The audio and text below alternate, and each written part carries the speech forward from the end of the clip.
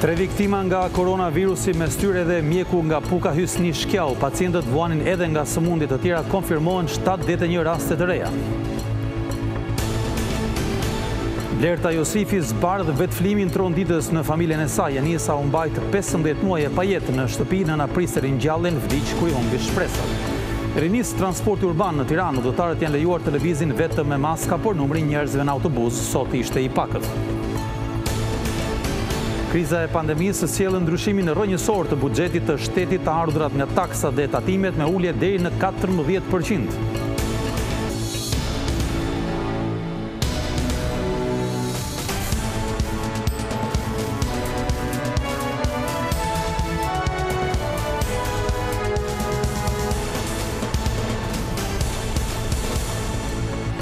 Mirëmbrëma, do t'jemi së bashku me lajmet qendrore këtu në televizionin kombëtar Vizion Plus. Shohim menjëherë zhvillimet kryesore të ditës. Covid-19 ka shkaktuar viktimën e dytë në radhët e bluzave të bardha. Mjeku 69 vjeçar Hysni Shkjau, i cili ishte prej disa ditësh në gjendje kritike në spital, e ka humbur betejën me virusin.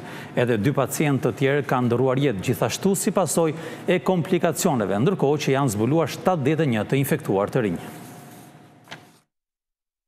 Koronavirusi ka shkaktuar edhe 3 humbje jete gjatë 24 orëve të fundit. Mes viktimave është edhe mjeku Hysni Shkjau, i cili prej disa ditësh po luftonte me virusin në spitalin infektiv, duke çuar bilancin e viktimave në 79. Kanë humbur jetën 3 qytetarë.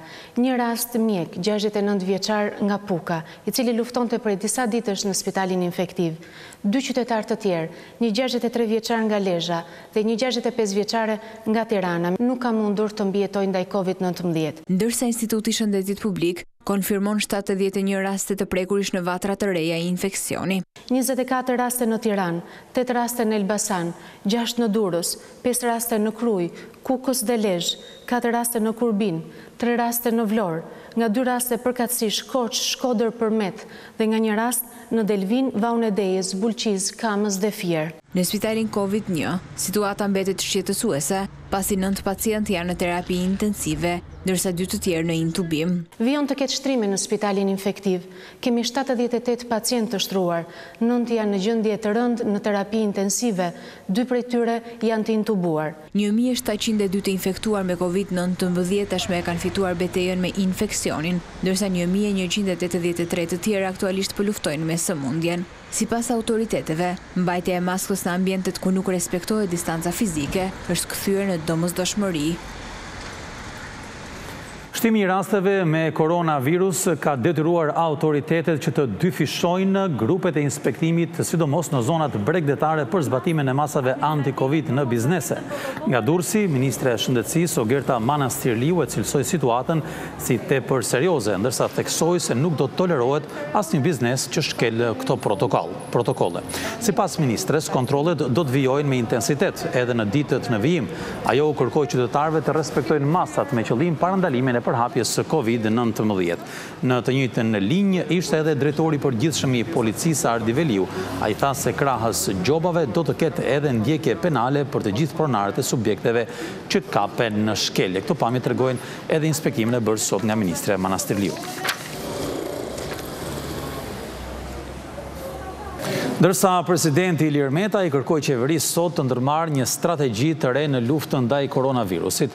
Kreu i shtetit nuk e përjashtoi mundësinë e një tjetër mbledhje të Këshillit të Sigurisë Kombëtare pas rëndimit të situatës ditët e fundit. Referuar numrit në rritje të pacientëve me koronavirus dhe jetëve të humbura, presidenti i Republikës Ilir Meta i kërkoi qeverisë hartimin e një strategjie të sigurt për të vënë nën kontroll për hapjen e virusit. Kërkojnë urgjentisht një reflektim serioz të përgjegjshëm nga institucionet shtetërore, nga qeveria, opozita. Është tepër domosdoshme një strategji e re, konkrete dhe afatgjatë. Duhet edhe më shumë transparencë, profesionalizëm dhe masa më konkrete. Për mos u kthyer në një kërcënim të madh për qytetarët, kreu i shtetit nuk përjashton mundësinë e mbledhjes së Këshillit Kombëtar të Sigurisë pasi të jetë takuar me ministrin e Shëndetësisë Ogerta Manastirliu. Unë kam kërkuar takim zyrtar me ministren e Shëndetësisë edhe besoj sa më shpejt ta realizojmë. në mënyrë që të gjykojmë së bashku se cila mund të jetë mbështetja më e madhe që mund t'japi presidenti i Republikës. Se të jetë nevojshme një mbledhje e tillë, patjetër në çdo moment që qeveria e gjykon të domosdoshme, gatshëm për të bërë diçka të tillë. Pas lajmit të kopshëm të vetflijimit të nënë e bi, edhe institucioni i presidentit ka kërkuar informacion nga gjithë institucionet e përfshira në hetimin e ngjarjes. Kam kërkuar edhe informacione dhe shpresoj që kjo çështje të hetohet deri në fund dhe të ngarkohen me përgjegjësi të gjithë ata të cilët instrumentalizojnë qytetarët pafajshëm dhe bëjnë dhe shkak për humbjen e jetës tyre. Blerta Josifi, vajza e mbjetuar e vetme nga vetflimi i familjes së saj, ka zbardhur sot para hetuesve tragjedin që i mori jetën nënës dhe motrës. Ajo ka pranuar se Anisa kishte 15 muaj që kishte ndruar jetë dhe mbahej në shtëpi me shpresën e ringjalljes. Por kur asgjë nuk ndodhi, nëna humbi shpresa dhe ndërpreu plotësisht ushqimin. Zbardhen detaje të tjera tronditëse në lidhje me vetflimin e nënë e bi në Tiranë pak ditë më parë. E mbjetuare e kësaj tragjedie të padëgjuar ndonjëherë në Shqipëri, Blerta Josifi ka dëshmuar para oficerëve të policisë, duke zbardhur tragjedin. Blerta ka treguar se e motra ka ndëruar jetë në datën 26 mars 2019. Anisa Josifi, prej 15 muajsh, është mbajtur e vdekur në shtëpi nga nëna dhe motra e saj. Ato e lyenin me vaj dhe uthull trupin në mbështjell me çarçaf të Anisës për ta mumifikuar, e që era e keqe të mos kuptohej nga fqinjet. Blerta, e cila ndodhet në urgjencën e psikiatrisë, ka thënë se motra ka vdekur nga mungesa e ushqimit dhe ujit. Ndërkohë Zhaneta ka ndëruar jetë pak ditë përpara se të zbulohej ngjarja. 34 vjeçaria shtoi në dëshminë e saj se për 45 ditë me radhë, bashkë me dëmën, nuk kanë ngrënë bukë, vetëm kanë pirë ujë nga çezma. Nëna vdiq teksa humbi shpresat për të ringjallur motrën, momenti kur ka vdekur është teksa po lutej për motrën. Prej më shumë se një muaj mami dhe unë nuk po konsumonim asgjë, pasi vendosëm të bënim këtë sakrificë për motrën. Kishim lexuar në përreshtat e Biblës dhe revistave fetare se nëpërmjet sakrificës son, Zoti do të na shpërblente në ringjalljen e motrës. Nëna po lutej kur u rrëzua në dysheme nga pafuqia për të ringjallur motrën. Gjithçka mami e ka mbajtur shënim për të mos ngatruar ritin fetar. Sot zjarfiksit kanë zbarkuar pranë banesës së familjes Josifi për të bërë dezinfektimin e plot. Kjo pasi banorët e kanë kërkuar atë për shkak të erës së keqe që vinte në pallat. Vizion Plus publikon edhe pamjet nga brenda banesës, ku duket krevati ku është mbajtur prej shumë muajsh Anisa Josifi. Banesa nuk kishte energji elektrike dhe nënë e bi qëndronin në errësirë të plot. Ndërkohë, Blerta aktualisht është në gjendje të përmirësuar shëndetësore, por ajo po vuan pasojat psikologjike, pasi ka frikë që të qëndroj vetëm dhe nuk duron dot dritën. Mister është edhe rruga që ka ndjekur familja Josifi në sektet fetare. Mësohet se pasi janë larguar nga dëshmitarët e Jovait, ata janë bashkuar me kishën ungjillore. Por prej pak kohësh ishin larguar edhe nga kjo bashkësi për të lidhur me një sekt sekret që predikon ringjalljen përmes vetflijimit. Pikërisht ky sekt, pjesët të cilit janë edhe disa të huaj, besohet se ndikojnë në sjelljen ekstreme që i mori jetën Zhaneta dhe Anisa Josifit. Sot dosja e policisë u dërgua në prokurorinë e Tiranës për nenin 99 që bën fjalë për shkaktim të vetvrasjes. Dosja është regjistruar pa autor dhe pritet që hetimet e organit të akuzës të hedhin dritë mbi sektet që lidhen me këtë ngjarje. Ungjillorët pranojnë se familja Josifi ka frekuentuar përpara 15 vjetësh kishën në qytetin e Përmetit, por drejtuesit e ungjillorëve theksojnë se Zhaneta dhe 2 vajzat e saj nuk figurojnë në regjistrin e besimtarëve. Nëse ato vajza kanë qenë ungjillore, se mund vish në takimet e kishës, e kupton, dhe sot thotë se je besimtar. Por nëse ato kanë qenë ungjillore, kanë besuar, atëherë unë do të arrija në këtë konkluzion, që kjo që ato kanë bërë do t'ishte dështim i besimit tonë. Para 15 vitesh ato kanë qenë pjesë kishës ungjillore në Përmet, por pas 15 vitesh kur kanë lëvizur apo janë transferuar në Tiranë, mund të kenë qenë vizitore të kishave, por në asnjë kish lokale që ne kemi në Tiranë, edhe kemi mbi 70 kisha në Tiranë, ato nuk rezultojnë si antare të kishës. për mbi 10 vjet unë kam qenë pjesë ose drejtues e kishës ungjillore në kombinat dhe ato nuk kanë qenë asnjëherë pjesë e kishës ungjillore atje. Do të lidhemi tani në Skype me pastorin Akil Pano për të folur më shumë mbi tragjedinë në familjen Josifi. Përshëndetje, pastor. Përshëndetje. Spari, doja t'ju pyesja, nëse ju keni dijenin për lidhjet e familjes Josifi me kishën ungjillore ose me ndonjë prej fraksioneve të saj? Së pari më lejoni që të përcjell ngushëllimet e mia më të sinqerta për familjen Josifi. Së dyti, pyetja juaj ka vetëm një përgjigje. Unë kam marrë informacionin vetëm nëpërmjet kronikave të medias edhe artikujve të cilat portalet që ditën e parë dhe ditën e dytë kanë publikuar. Në fakt e kam pritur me një trishtim shumë të madh këtë lajm. Nuk i njeh vajzat, nuk i njeh familjarët e tyre, por u njoha me historinë përmes artikujve dhe përmes, si kundër thash, përmes reporteve të kolegëve tuaj të nderuar. Është një histori e cila na ka lënë të gjithëve pa fjalë, është një histori që kalon caqet e përfytyrimit njerëzor, pra është një histori horrori, edhe nuk ka lidhje fare me praktikat kristiane ose të religionit kristian, lidhur me besimin, lidhur me kulturalizimin e virtyteve, lidhur me idenë e praktikimit të fesë e aq më tepër sa i takon nocionit që është përdorur disa herë në media mbi ritualin e ringjalljes, diçka e padëgjuar më parë në traditën kristiane të kishës protestante ose ungjillore. Përpara se të kalojmë tek kjo pjesë, në fakt ka qenë shumë e debatuar ditët e fundit. Si shpjegohet që një familje me besim të thellë, të paktën sipas dëshmive të familjarëve të familjes Josifi, arrin deri në këtë pikë? Po shiko, ne do të kemi parasysh dhe historikun e familjes. Pra, me sa unë kuptoj, familja Josifi është një familje e cila përballet me kushte të veçanta. Pra, kemi një historik traume, një baba i cili është vetëvrar më parë dhe një nënë e vetmuar, duhet të them, e cila rrit 2 vjet e saj si yje dhe të shkolluara, por fatkeqësisht vitet e fundit pa punë, kushtet ekonomike njerëzve shumë të vështira dhe me sa po kuptoj, kjo historik traume i ka shoqëruar.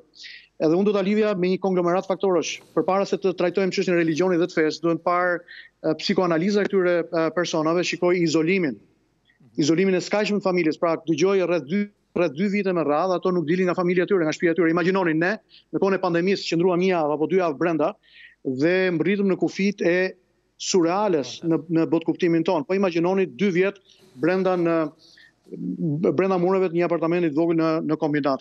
Pra vetmi mbas edhe manipulim që vjen prej grupeve të caktuara sektare, të cilat duhet hetohen. Edhe organet e hetimit duhet të veprojnë edhe duhet të ushtrojnë funksionet e tyre maksimalisht. Pastor, ne dim fakt që çdo fe ka në bazë të saj ringjalljen, në doktrinën e saj, por jo vetë flijimin. Fakt a rrezikon që ky debat dhe kjo ngjarje e fundit të dëmtojë kredibilitetin e feve kryesore monoteiste? Çiko si është problemi, fetë kryesore monoteiste ose religioni abramaik, ku kemi krishterimin, judaizmin dhe muslimanizmin, janë fetë të cilat, pra islamin, janë fetë të cilat janë në botën njerëzore, në shoqërinë njerëzore, bashkëtarët njeriut për më se 2000 vitesh. Ndërkohë, unë do të thoja që në dekalogun e Mojsiut, pra tek 10 urdhrimet, urdhrimi i 5, që është një nga 10 urdhrimet kryesore të Biblës, është ti nuk do të vrasësh. Religioni krishter, brenda këtij urdhrimi vendos gjithashtu dhe nocionin e vetvrasjes. Vetvrasja është parë historikisht nga kisha e krishterë, nga interpretuesit e mëdhenj të kanonit të shkrimeve si Shën Agustini i Madh, e më pas shekullin e 15 nga Thoma Aquini, si një mëkat i cili është shumë pranë mëkatit të falshëm, pra shihet si një mëkat, shihet si një tabele madhe ndalim-kalimi, si një element i cili dallon besimtarin e vërtet praktikant nga gnostiku jo besimtar. Pra, nuk kemi të me besimtar praktikant të vërtet, mirëfillit të religionit. Çfarë apeli mund t'i bëni ju opinionit për këtë rast, duke patur parasysh se shumë njerëz nuk i kanë një uritë duhura fetare për të kuptuar se çfarë ka ndodhur në realitet?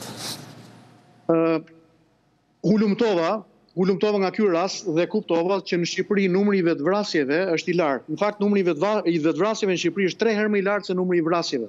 Vetëm për vitin 2018 në Shqipëri ka 185 vetvrasje. Kjo do të ngërë një sinjal të lartë alarmi për gjithë shoqërinë tonë. Mesazhi im i parë është miq, bashkombas, duajini jetën, çmojini atë si dhuratën e çmuar të Zotit, na është dhuruar vetëm një herë dhe le ta jetojmë brenda kulturalizimit virtytit, le ta jetojmë brenda standardeve të larta etike, dhe le ta jetojmë duke dhënë, duke dhuruar. Jezusi i Nazareti tha, ky është urdhërimi më i madh. Duhet Zotin me gjithë zemër dhe duhet ta afërmin tënd si veten tënde.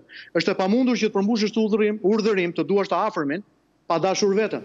Pra, dashuria për veten nga klerikët duhet të mësohet si një nocion në komunitetet fetare, mbase sot më shumë se herë më parë. Duhet jemi parasysh në kujtim për këtyre 3 dekadave postkomuniste, mbase nuk kemi praj sa duhet për të rimodeluar apo ripruvizuar fen në tërësinë e saj.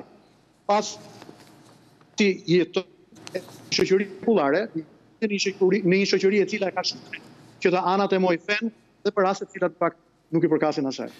Faleminderit pastor për mesazhet tuaja, në fakt janë mesazhe që vijnë nga të gjitha fetë monoteiste, pra që të ruajmë jetën dhe ta duam atë. Faleminderit.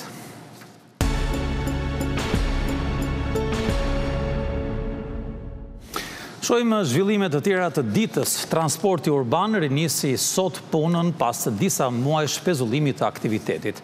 Udhëtarët, shoferët dhe faturinët ishin të gjithë të pajisur me maska për të shmangur përhapjen e virusit, por ajo që ra në sy ishte numri i pakët i pasagjerëve. Këtë të hënë ka rinisur punën transporti publik në Tiranë, pas rreth 4 muajsh pezullimi për shkak të pandemisë të koronavirusit.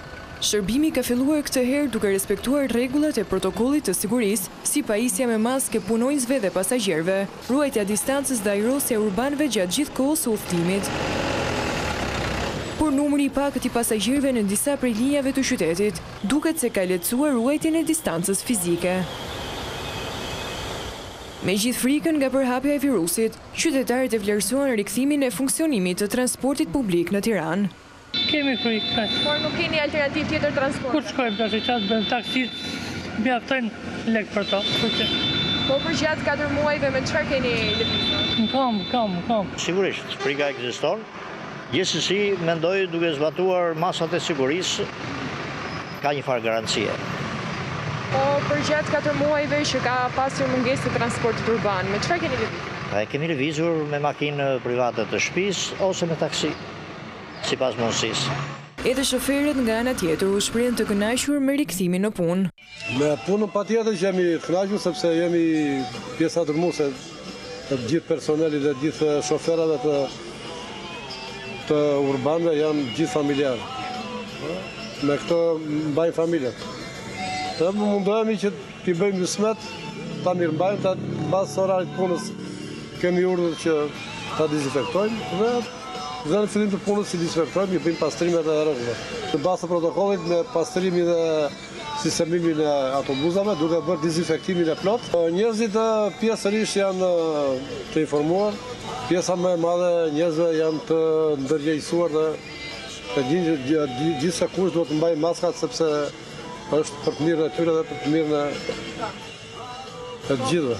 Sipas marrëveshjes mes operatorëve të transportit publik dhe Bashkisë së Tiranës, udhëtarët do të mbajnë vetë përgjegjësinë në rast të mosrespektimit të masave të sigurisë nga ana e tyre. Ndërsa kompanitë e transportit bën me dije se për muajin korrik nuk do të ketë abone, por shitja e tyre do të fillojë normalisht nga muaji gusht e në vazhdim.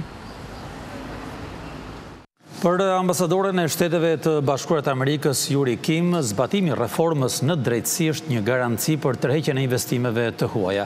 Gjatë vizitës në qytetin e Vlorës, diplomatja e lartë theksoi se Washingtoni do jetë në krah të Shqipërisë për të mbështetur reformat kryesore.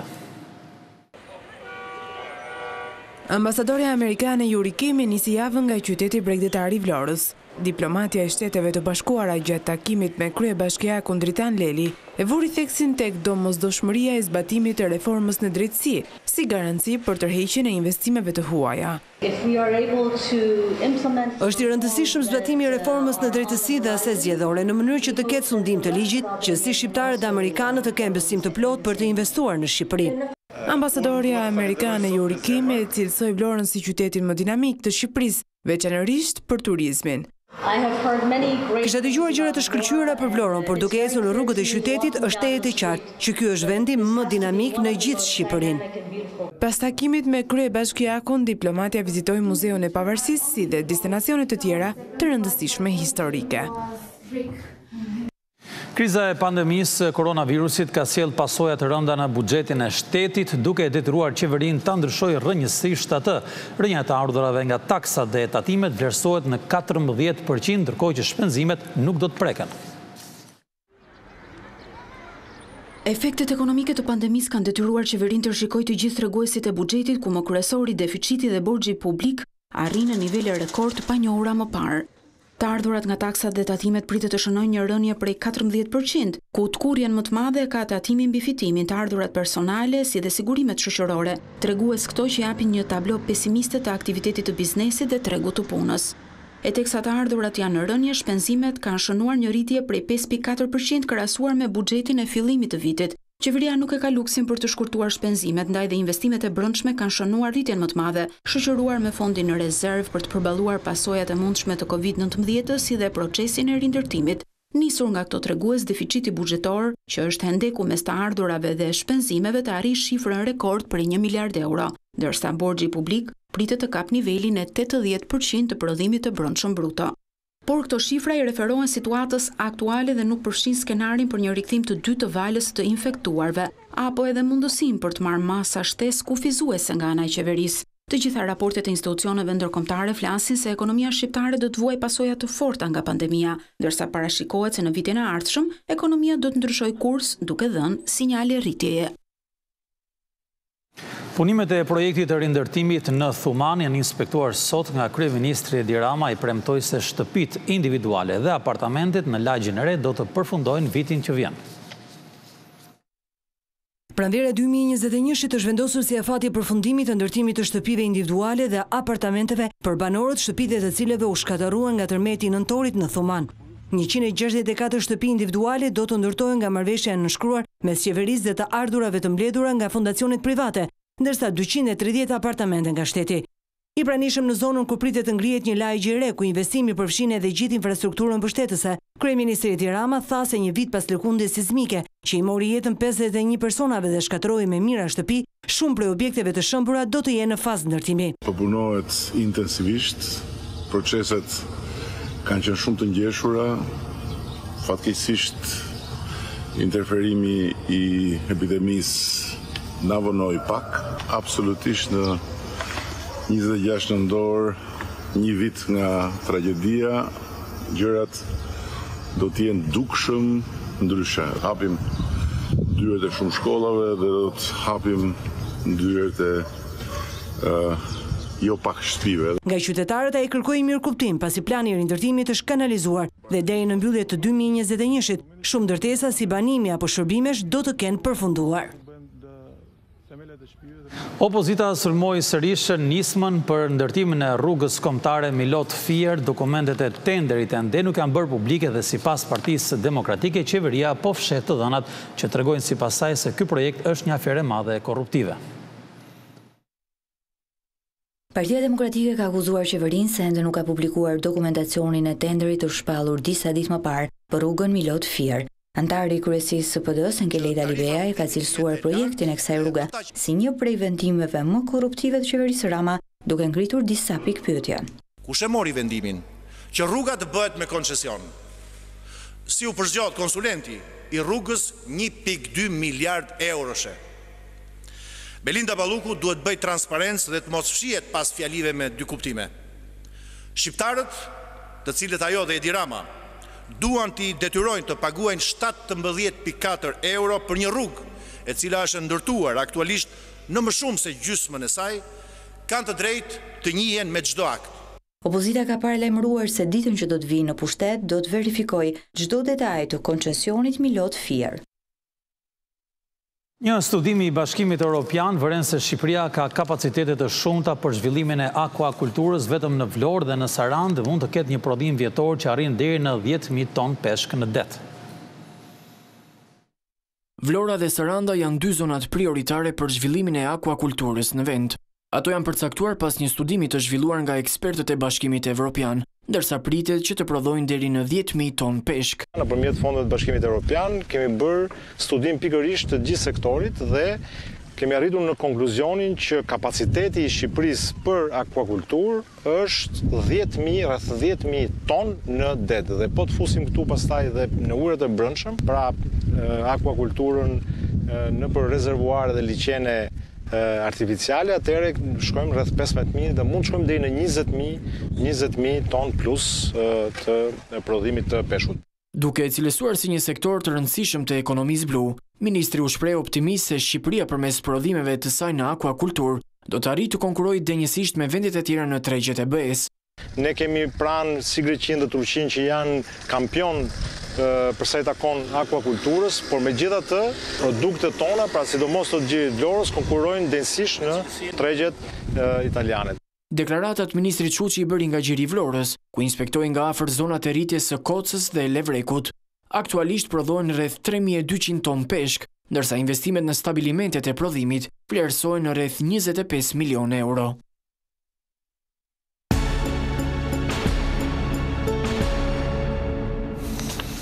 Rritja e numrit të viktimave dhe rasteve të reja ka detyruar qeverinë e Kosovës të rikthejë kufizimet në disa qytete. Në Prishtinë dhe vatrat e tjera të nxehta të infeksionit ndalohet aktiviteti i bareve dhe restoranteve nga ora 21 deri në orën 5 të mëngjesit.